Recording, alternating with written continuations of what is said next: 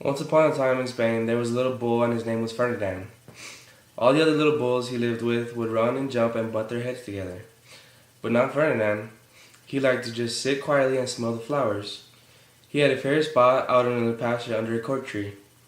It was his favorite tree and he would sit in the shade all day and smell the flowers. Sometimes his mother, who was a cow, would worry about him. She was afraid he would be lonesome by himself all day.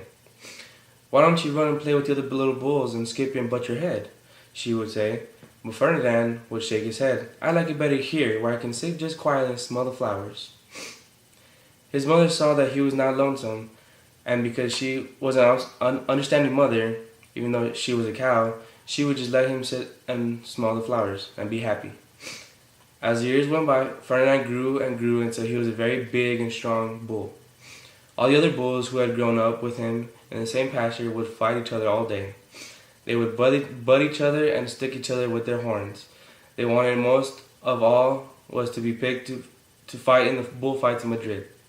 But not Ferdinand. He still liked to just sit quietly under the cork tree and smell the flowers.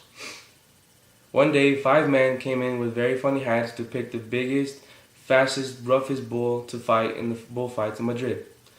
All the other bulls ran around, snorting and butting, leaping and jumping so the men would think that they were very, very strong and fierce to pick them.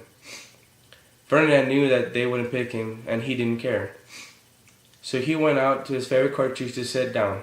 He didn't look where he was sitting, and instead of sitting on the nice cool grass in the shade, he sat on a bumblebee.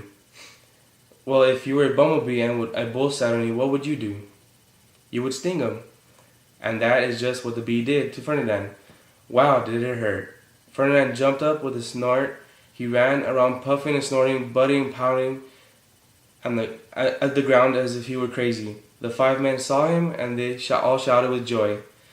Here was the largest and fiercest bull of all, just the one for the bullfights in Madrid. So they took him away in the bullfights in the cart. What a day it was! Flags were flying, bands were playing, and all the lovely ladies had flowers in their hair.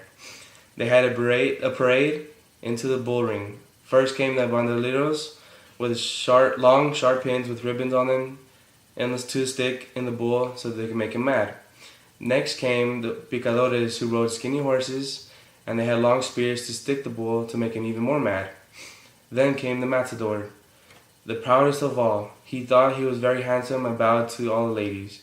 He had a red cape and a sword and was supposed to stick the bull last of all. Then came the bull. You know who that was, don't you? Ferdinand. They call him Ferdinand the Fierce, and all the bandoleros were afraid of him, and picadores were afraid of him, and the matador was scared stiff. Ferdinand ran to the middle of the ring, and everyone shouted and clapped because they thought that he was going to fight fiercely and butt and snort and kick his horns around. But not Ferdinand. When he got to the middle of the ring, he saw the flowers and all the lovely ladies' hair, and he just sat down quietly and smelled. He wouldn't fight and be fierce no matter what they did.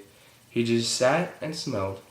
And the bandoleros were mad, and the picadores were madder, and the matador was so mad he cried because he couldn't show off his cape and sword. So they had to take Ferdinand home, and for all I know, he was sitting there under his favorite cork tree, smelling the flowers just quietly.